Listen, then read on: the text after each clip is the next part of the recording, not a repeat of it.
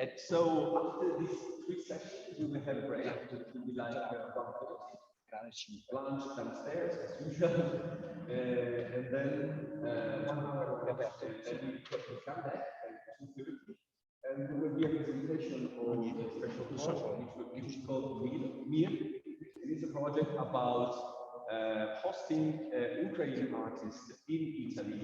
And it's quite a complicated project and very fruitful project, because it started from nothing, and now they included like 37 other institutions, including La Scala in Milan. So it's a rather complicated project.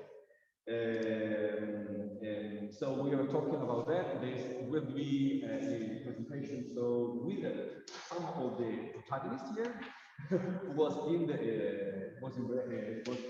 one of the two. So I just want to give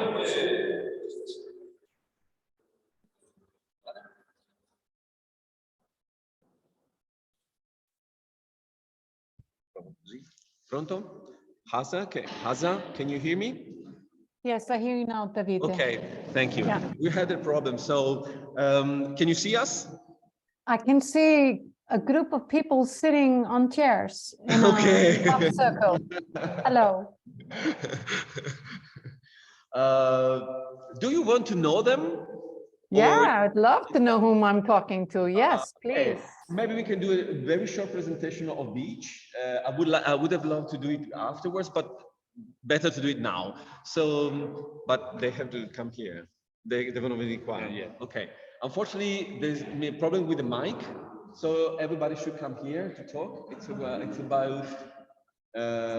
Asa, we have a problem with the mic. Okay, you just do what is best for you, Davide. Let's say that we go on like this, and then we try to solve it. Sorry. No problem. Okay. They are very friendly, so they're just waiting for your talk. I just explain who you are, and just a very brief introduction about Perform Europe. So I just give you the floor, and you can use the everything you need to present the project. Thank you, Davide. Thank you. So for those that don't know me, I'm Ása Ríkharðsdóttir, and I work for IETM. And I'm here to tell you about Perform Europe. I am going to share my screen and show you some slides, which I hope is gonna work. Do you see a blue slide on the screen? Yes. Good. Yes, we see it. Good. So Perform Europe is a project which was led by a consortium composed of 4 networks: IETM International Network for the Contemporary Performing Arts, the European Festival Association, Circus Strata, the European Dance House Network, and our research partner ED Consult. And Perform Europe is supported by the Creative Europe program of the European Union. There are 41 countries in Perform Europe, so practitioners in 41 countries could take part, from Tunis in the south to Iceland in the north, France in the west to Ukraine in the east. The first cycle of Perform Europe started at the end of 2020 and finished in June this year. We are expecting the next cycle to start mid next year and last for 3 years. In short, the aim of Perform Europe is to rethink how performing arts work are presented across borders in a more inclusive and sustainable way. The 2020 to 22 project included a research phase, the launch of a digital platform, an application process, and a testing phase of new ways of touring, as well as writing policy recommendations to the European Union on how we see such a funding scheme to be set up in the future. We've learned a lot during this period. Such a scheme has been called for many, many years, and we are very happy to know that Perform Europe will be continuing. Our standpoint in our work is this: cross-border touring is essential, both for audiences and for artists and presenters. Seeing artistic work from other countries makes us more empathetic, broadens our perspective, and helps us understand the complex world we live in. This makes our societies more inclusive and more democratic.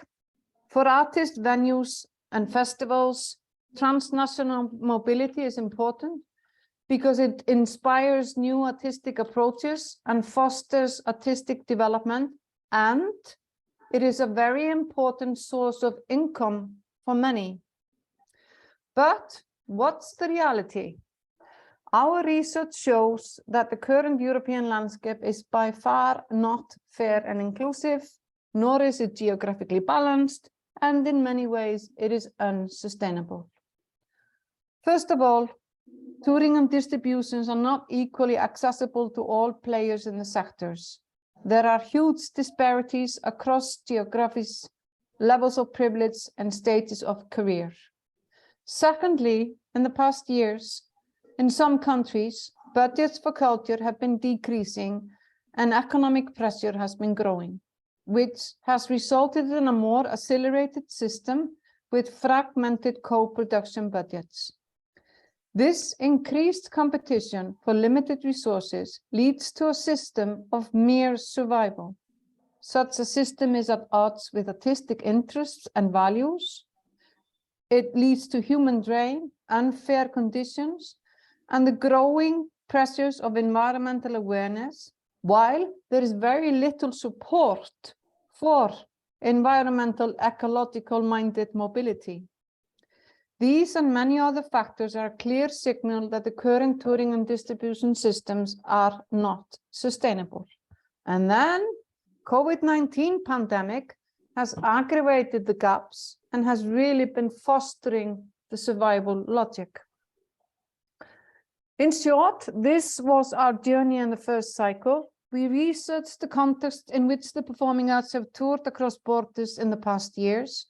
We surveyed and questioned the performing arts at large in those 41 countries and discovered many, many gaps in terms of position, power, capacity, infrastructure, economy, ability to show one's work, access to the market. No surprise. A few challenging highlights for you. As part of the research, we have pictured the main touring and presentation flows. On the left side of the graph that I'm showing you, you see from where artists tour, and on the right side, you see where they go with their work. And to no surprise, Western European artists are in the most advantaged position, followed by their peers in the North, South, and East, and artists in the Balkans and the Eastern Partnership countries are generally mostly cut up from the European touring map. We have also mapped various support programs. In short, 565 programs were identified, and more than 50% of these schemes are concentrated in Western and Northern Europe. But we also found out that the large majority of these schemes have absolutely no emphasis on green mobility nor practices. So these are just two examples from our very extensive research. And armed with this knowledge, we designed an open call for artists and presenters to take part in the testing phase of Perform Europe. 1,327 took part in the first step of the call, 508 in the second, and the end result was that our jury selected 88 producers and presenters who jointly formed 19 partnerships.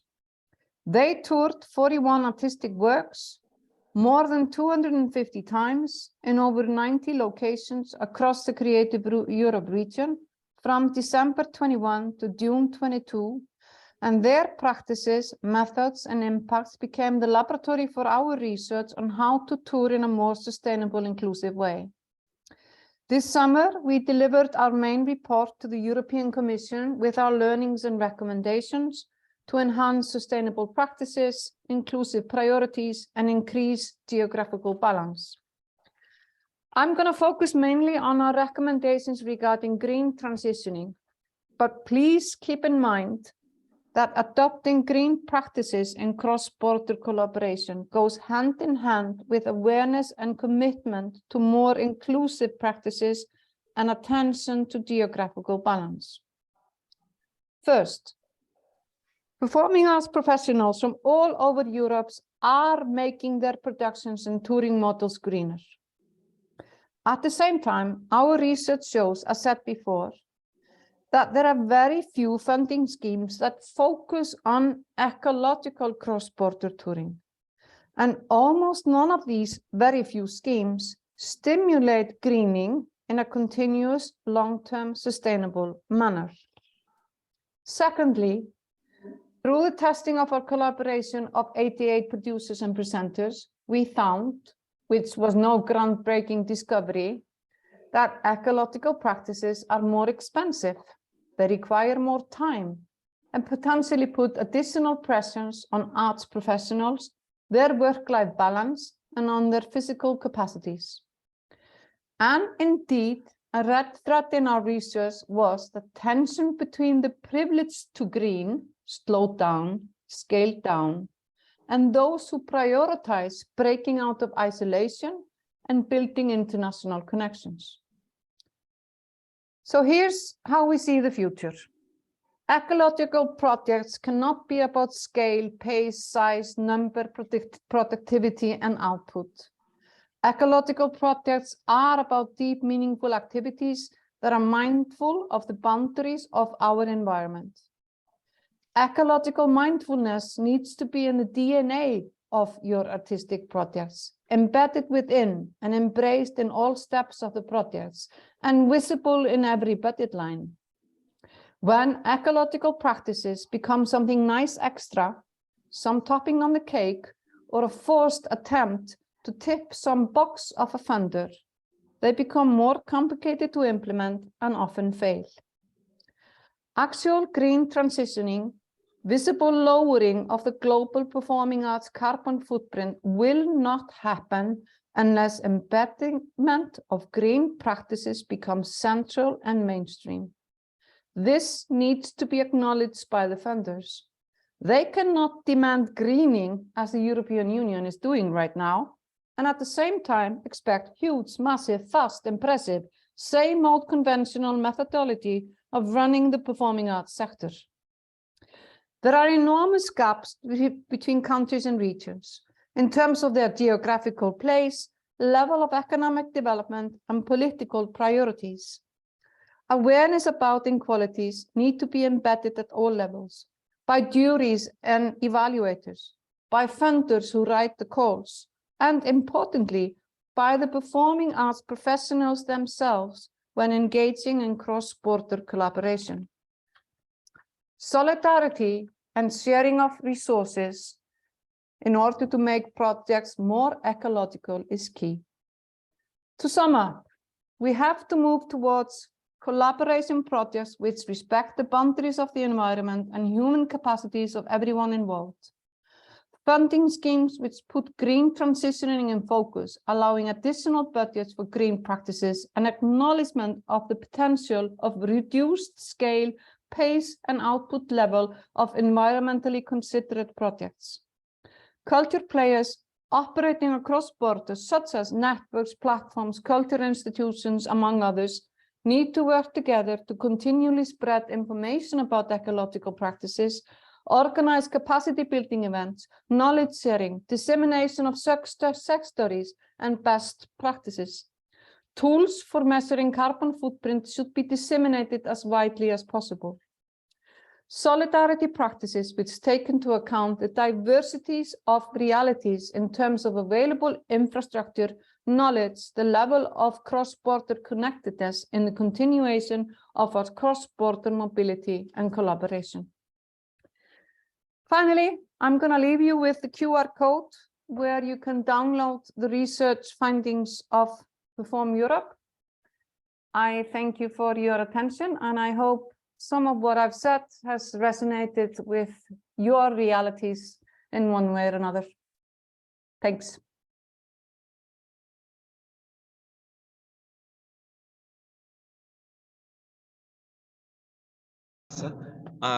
We do have this problem still, so there will be a lot of problem to connect with you, because to talk to you we have to come to the computer, and I don't know if you can listen to us talking.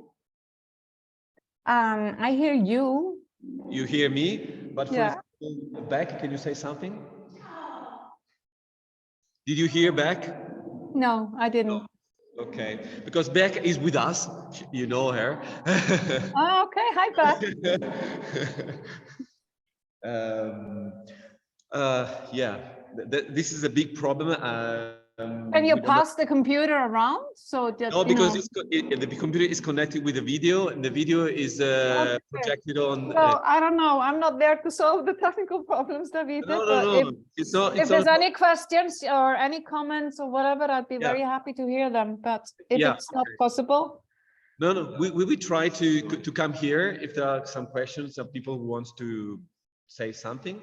Okay, just to first of all, I would like to ask everybody if you have questions, because this is a very brief, introduction, and results are pages like 80 pages or something like this. It's very long and consistent. There is a podcast even, right, Asa, or these results? Yeah, there's an audio version, yes.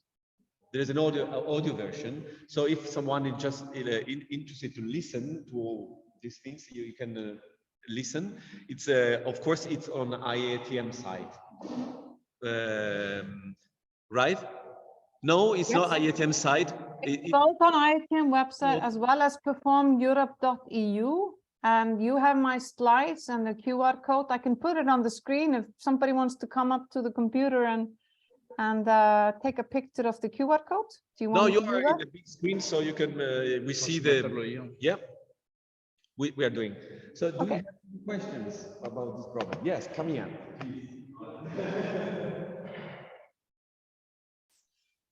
Hello, my name's Tony from Edinburgh. I just wondered, was this all a post-Brexit research, because the UK was not in UK. I assume the UK was not in. Well, I'm happy to inform you, Tony, that Perform Europe was the last project that the United Kingdom took part in Creative Europe, because it started in December 2020. The UK was still there.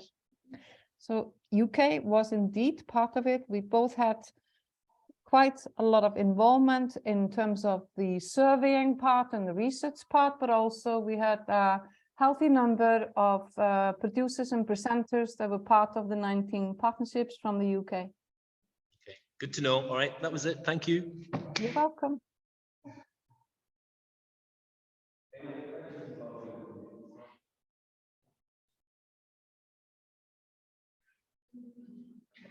This is funny. Sorry, this is really funny. I'm just going to say it out loud. is a very nice international collaboration performance, this one. Like, Yeah, I'm getting a performance out of it. hello, I'm Pauline Roelands from United Cowboys from the Netherlands. Hi, hi. We were part of the Perform Europe challenge, which was Exactly.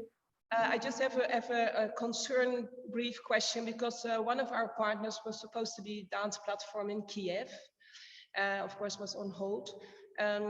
As long as this goes on, is there something that we all could, or you already think about how to solve this, how we can contribute to the necessities there in cultural aspect, but not being able to really collaborate at this moment? For the so just to answer regarding how it was in the pilot of Perform Europe, I guess you're referring to the fact that we were not allowed to pay for the presentations that didn't happen in Ukraine, and we wanted to, but we were not allowed by the European Commission. But in the application that we have sent in now to run it for the next 3 years, we have included a specific commissioning for Ukraine. Oh. And we have stated in our application that that the involvement of Ukrainian performing arts players should not depend on their availability to be mobile. So if they can't, they can't. It should still happen. Yeah. Well, thank you very much. You're welcome.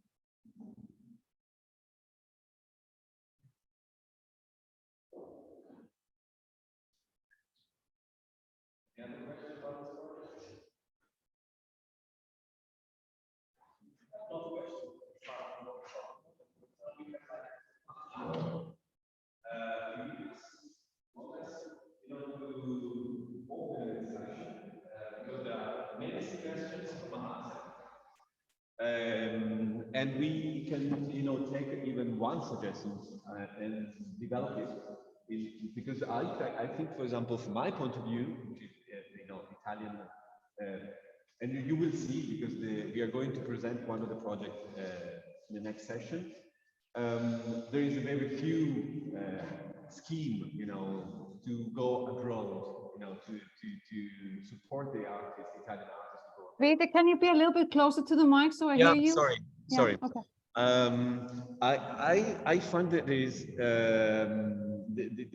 this Perform Europe has highlighted the differences that there are in Europe, and I feel that my country is one of the lowest country.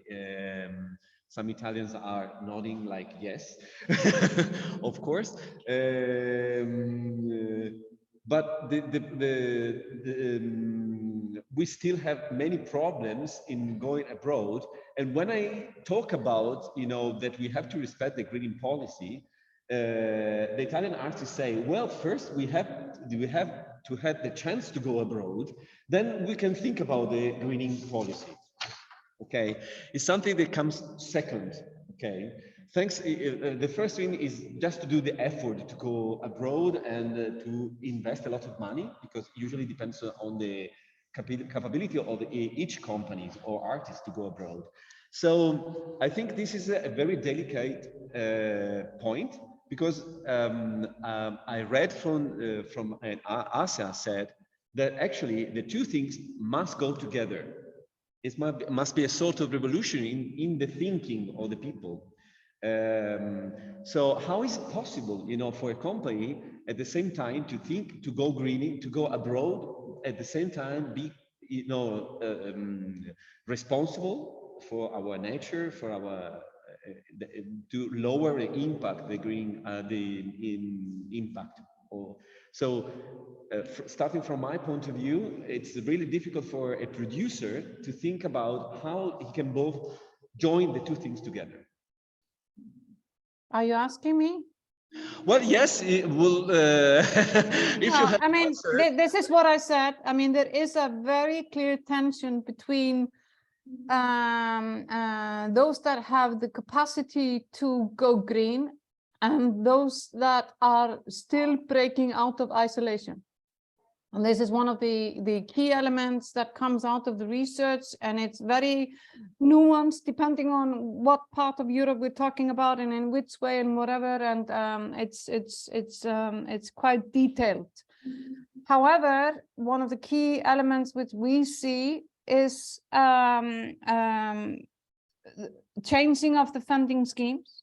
I mean, that is a key element. If the European Union, which it has stated, wants a green transitioning of every single sector in Europe, then the European Union, as well as the member states, need to acknowledge that the funding schemes need to take that into account.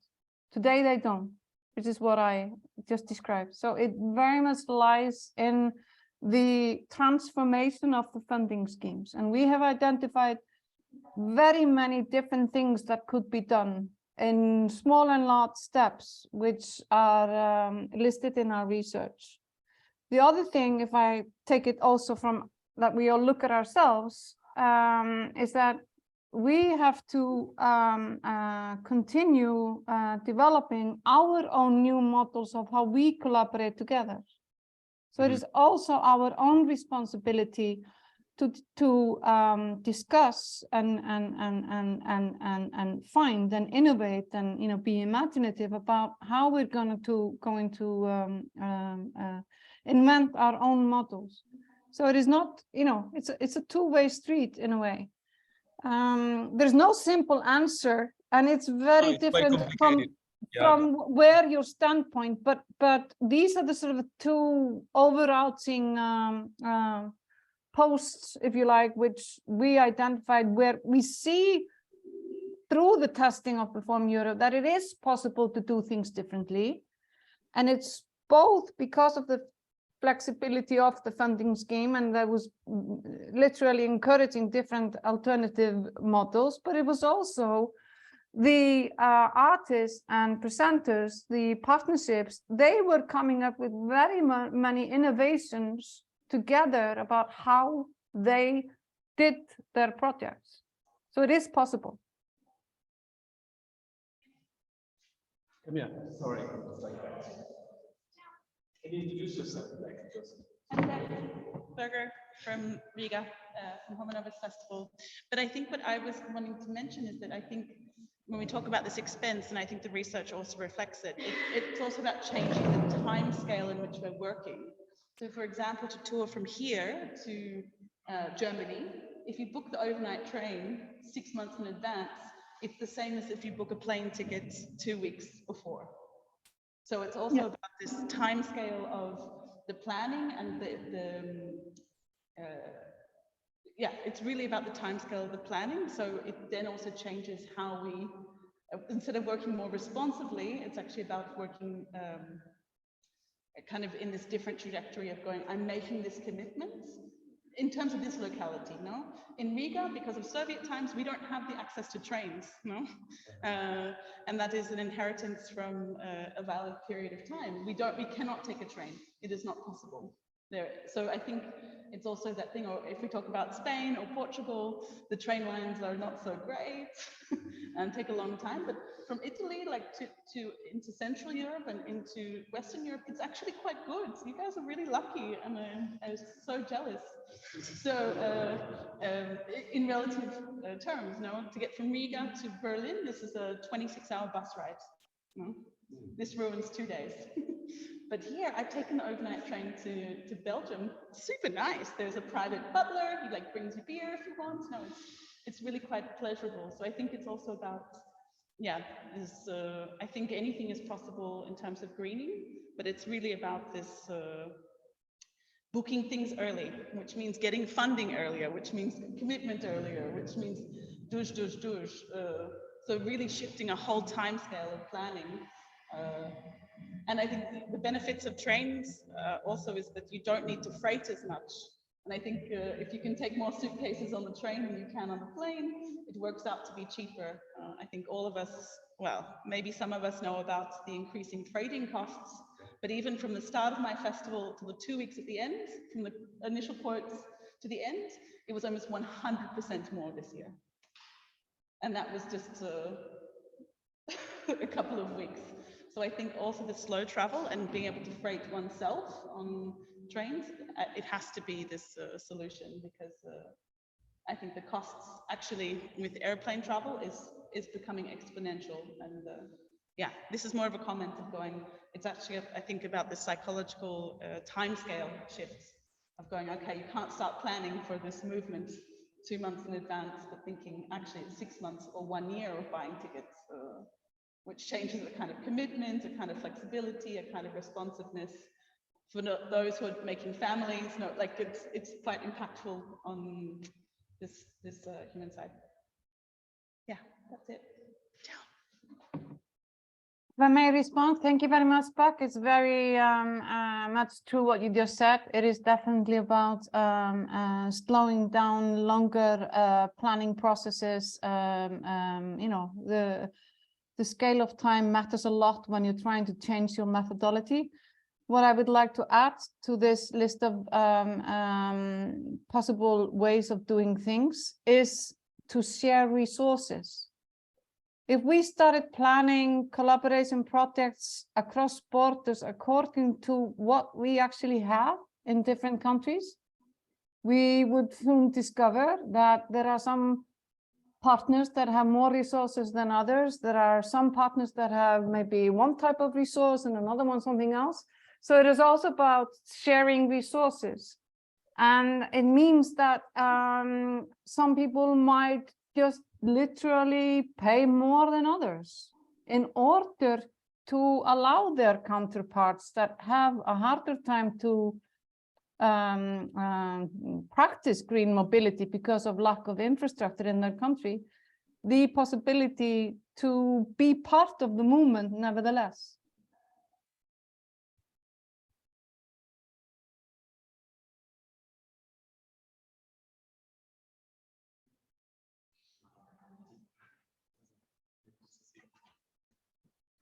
Hi, good morning. I'm Davide Sacco from Eros Anteros Theatre Group and Polis Teatro Festival based in Ravenna. I'd like just to share experience because we came here from Avignon because we got an artistic residency at la Chartreuse in Avignon, and we decided to go there from Ravenna. We need to take 2 flights from Ravenna. We should go by train to Bologna, then with a bus to the airport, then a flight from Bologna to Zurich, then another flight from Zurich to Marseille, then another train from Marseille to Avignon TGV, then another train from TGV to Avignon, then a bus from Avignon Centre to La Chartreuse. Then we are working on a project that is entitled Gaia. It's about planet Earth and climate catastrophe. So you can imagine we decided to go without flights, and it was a train from Ravenna to Bologna at 9 p.m. And then the last train in Ravenna was at 9 p.m., arrived at 10 p.m. in Bologna, and then we had to wait until 2:40 in the night, the bus. We took the bus from Bologna to Marseille. We arrived in Marseille around 12:30. Then we had to wait the train, and so it took 1 day, but we did it. And so I think the problem is that people need to know that we cannot be comfortable anymore because everybody seems to be a little bit concerned about being green. But anyway, if we want to save the planet, we cannot be comfortable anymore. That's the point. So I'm quite sure humanity is going to end very soon because nobody wants to be uncomfortable. Ciao. So, I think there are 2 points here. One about infrastructure, you know, and one about what you want to come si dice? Rinunciare. Che sei mi aiutate? Come si dice rinunciare? Give up. What do you want to give up? Because maybe you have to give up something. I think when I talk actually I was one of the participants of the Perform Europe, and actually this question came up: what do you want to give up? Because we have to give up something, you know. Is it something that you meant in the project, or it's just my my position. I mean, maybe you didn't thought about, you didn't think about that. I mean, in terms of you know, We certainly did think about the sacrifices we have to make on a personal level. Like I said, I mean, changing habits requires definitely giving something up that we're used to taking for granted. Yeah. But it does not necessarily mean that the alternative is going to be worse. The description, sorry, I didn't catch your name, about his travel. I mean, it sounds horrific. I have similar experiences. So I mean, it is almost impossible in 2 days infrastructure to do what it is that we maybe ourselves inside wish to do, and definitely not possible under the pressure of funders. But yes, changing behaviors is a huge part of the equation, and it's not something that is going to change overnight. But the dialogue that we are having in the performing arts is a very important step, and it is about, you know, really starting the conversations. What are the possibilities that we can? What can we take into our own hands in changing? And it's not just about the mobility. It is also about the materials that we use. It is about the way we run our venues and houses. I mean, the whole equation regarding our carbon footprint is not just our traveling. So I think we have a responsibility, but we also have an opportunity in the performing arts. And in doing so, we have to acknowledge that there are huge inequalities within our sector in terms of how different organizations, where they come from, to take part in this movement. And this is the first step. If we're going to change it, we have to acknowledge that somebody living in Ukraine or Latvia, as opposed to me living in Brussels, there's a huge difference in my ability to be able to take a train to go somewhere and then somebody else. This needs to be put into the equation, and the dialogue needs to be out. We cannot come out there and say everybody should go green and take the train. It's naive, it's stupid, and it's detrimental to enter the conversation in that way.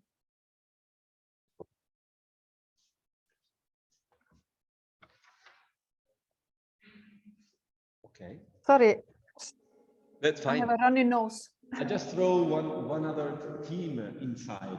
I think most of us are somehow festivals or programmers.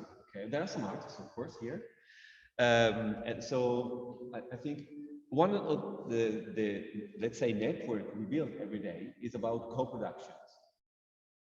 I think co-productions is something that started as a model, let's say, many years ago, but it was fostered more and more, you know, till 2019, you know, for many reasons. There are even research on IETM about, you know, this kind of models and this way of going international. What about co-production? How do you find, for example, partners? How do you reliable partners? Because if you do a co-production, you need to have someone really you can rely on first, because there are so many things that can happen, you know, during a co-production. And so my question is, where do you find, you know, partners? If you are, for example, coming from an East country, you maybe cannot allow yourself, you know, to pay travel to go to a IETM meeting, which is a very good place, you know, to find reliable partners. So, for example, just to tell you, or secondly, I saw, from my point of view, a very, very narrow cooperations. Let's say that some big festivals always works with some big festivals, and always, you know, going horizontal, never vertical. So, so how can we break this condition which works or have worked for some times, and maybe we can, try to find something else, try to find some solutions, and to be more inclusive. Come here. Sorry. I just want to tell a good news story. A good news story. So back in 21, me and Auntie Festival, we secretly did a co-production and didn't tell our audience. That was a phone call work by an American artist, and because our cities are quite small, we wanted to have strangers on the phone. So we co-produced this work. In Riga, we took a little bit more cost on, and that was because it was cheaper to run the call center from our country than from Finland. Then in exchange for this, we started this corporation and managed to get this huge sum of money from Finland to co-produce works between our festivals for 2 years. So it was really about trying to find this different way. Like, we don't have the same resource of co-production, but in Finland at that particular time, they were really looking for ways of creating sustainable touring in terms of on the ground. So distance, traveling without flying, but also sustainable co-production models for artists. So if we were working with international artists, it's not just one gig, ciao, it's, okay, here's 2 weeks of really well-paid touring that's embedded in the city, that you understand 2 landscapes. So we just finished our first year of the festival's path, and that was with a co-production of Janis Pelodis's The Night of the Deer, a new work by a Latvian artist, with an Argentinian artist, actually. And then we also commissioned a work by Action Hero from Bristol in the UK. Next year, we have 3 more international co-productions working with the city, and we will continue to apply for Finnish money to pay for it, just simply because we don't have the resources within our country. And that was a Finnish initiative from Auntie Festival, and we are now also looking at other ways of cooperating with festivals in a similar time frame, and then kind of exploiting the resources that, well, pretty much we're exploiting from Latvia, but finding we have also then the connection resources. So Auntie Festival being a remote city, Elisa can't travel as much as I do. So then actually this connections with the artists and other partners is something that I am doing more of, because I'm more mobile. I don't have a family, I live more in the center, that this is possible. So again, just reflecting on what Alza was saying about the resources, like this partnership, we don't have so much written yet, that will be next year, but I think it's a good model of going, actually, we don't need 4, 5, 6 co-producers. We don't need to make things too complicated, but 2 weeks of performing and collaborating in this region of the world is better for the environment, it's better for the artists. And yes, it's not a full co-production to make a full show, but it allows this more deeper engagement. And I think also because I have been a touring artist for many years, 2 weeks solid work is great, no? This is like, this sustains for a couple of months. So I think it's a good news story. And I think that there are, again, this is tourism money. It's not even arts money. So this is what's so crazy about these strategies of going, actually, how do we look at these other potential, yes, do I think that the European Union should fund this? Absolutely. I'm not arguing against this at all. We need to change policy. But in the meantime, I think there's also these ways of looking at import-export funding, which a lot of countries have, actually, export funds that everyone is eligible to apply for, whether you are a farmer or electronics. Art is an export. And then also tourism. This is a huge market as well. And obviously it changes per country. But what I have done, what I've witnessed within the research that I have done, quite basically, is that there is import-exports in every country. You just have to find out how to get it. And that's usually for big business. And then there is also tourism money, which can be hyper-local or actually countrywide as well. So in terms of different strategies, this is something. If I may briefly, this is a beautiful example back, and I don't think you should use the word exploitation. You can just say that the Nordics are paying the Baltics back for the colonialism that happened 300 years ago. Okay. It's all a question of view, you know, from the perspective you exactly. see. Who exploits when, whom, when? That's Okay. that's a big question for the world. Okay. Any other? Yeah, please.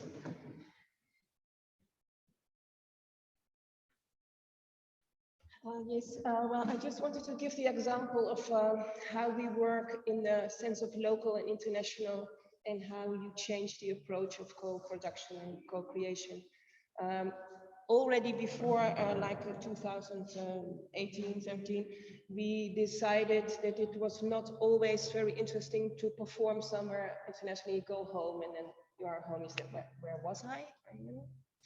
So we thought there must be another way to be more involved, to be at places longer, to be really interested in the culture and the artistic cultural world besides ourselves. We have an art house in Eindhoven.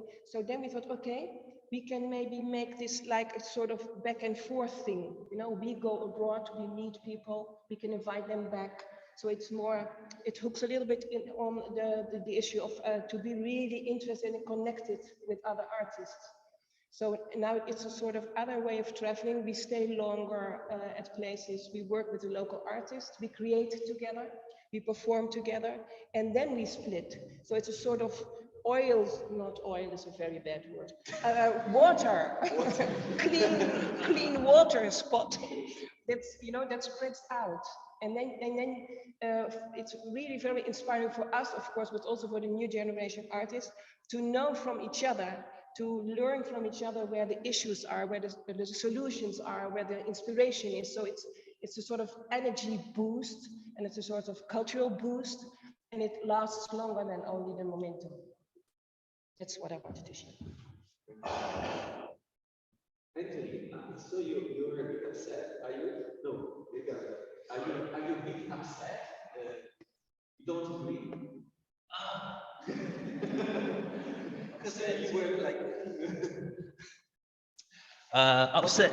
No, not upset. I was just reflecting on now. If you're a UK artist, I mean, the sort of conversation that happens a lot, or at least that I'm encountering, and specifically about the UK context, is this thing about slow travel. And I'm less convinced about slow travel. I think sometimes we see it as an easy win. I think it's part of the solution, but not the only thing actually. And actually, there's a lot of stress and emphasis put on artists to be green without the support for them to do it. And then it rolls all the way up to organizations. Organizations don't have the money to do that either, or make their buildings more green and things like that. And governments aren't handing out money for more greener approaches, So the pressure, there's just all these bottlenecks and pressure on various individuals and then arts organizations. Everybody wants to do the right thing, but don't have the resources to be able to do it.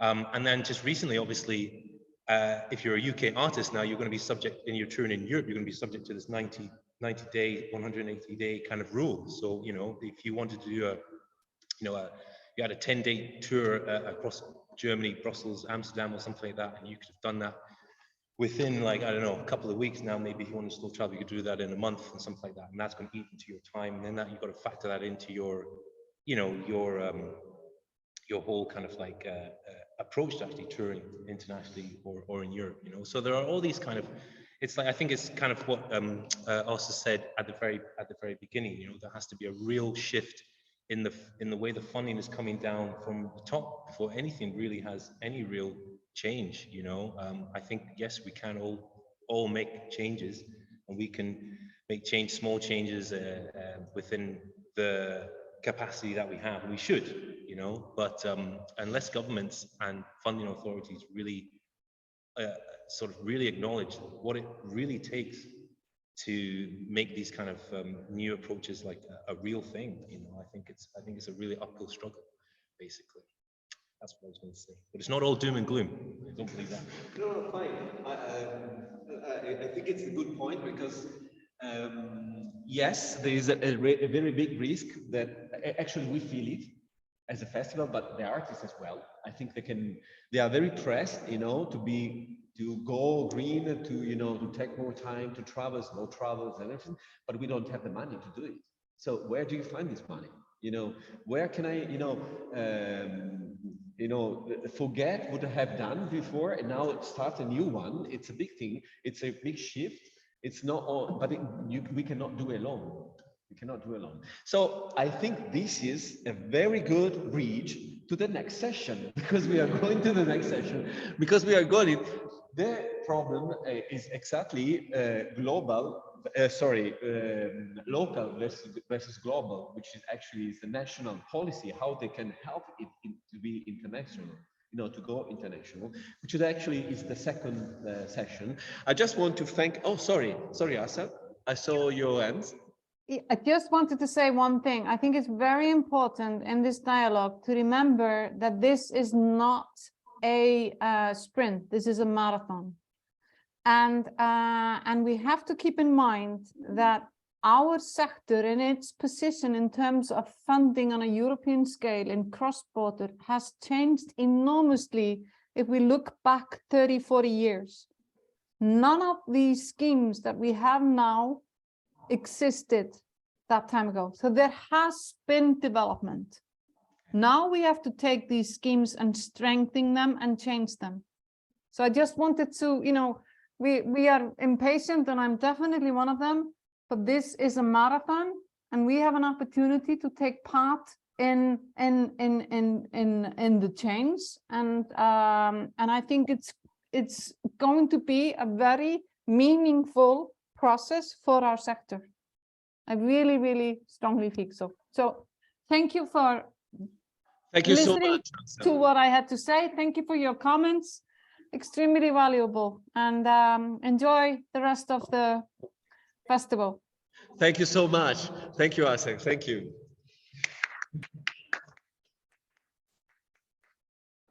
Ciao.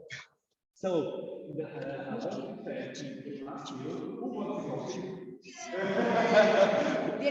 Serena sta già preparando, li porta su adesso. Okay.